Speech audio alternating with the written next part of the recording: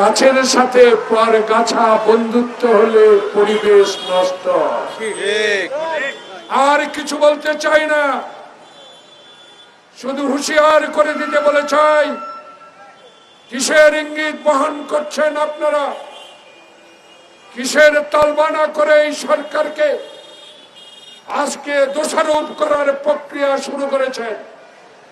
আমি আব্দুস সালাম আজাদের একটি কথা দিয়ে শুরু করতে চাই। বাংলাদেশ জাতীয়তাবাদী শক্তি এখনো রাস্তায়।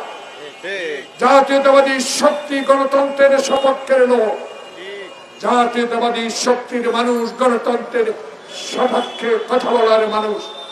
তাই আজকে আমরা আপনাদেরকে অভয় দিতে পারি, এই সরকার ডক্টর প্রফেসর মোহাম্মদ ইউনূস বাংলাদেশের একজন গ্রহণযোগ্য ব্যক্তি। সেদিন জুলাই আগস্টের বিপ্লবের পরে জনগণ, ছাত্র জনতার বিশ্বাস নিয়ে আপনাকে এই দায়িত্ব দেওয়া হয়েছে। এই দায়িত্বের প্রতি আপনি একটুকু দয়া করে অবহেলা করার প্রচেষ্টা করা থেকে বিরত থাকতে হবে। যারা আপনার কানে কানে কথা বলে এই ছাত্র বৈষম্যী জনতার আন্দোলনকে আবার আওয়ামী লীগকে পুনর্বাসিত করার হীন চেষ্টা করছে, তাদের বিরুদ্ধে আপনি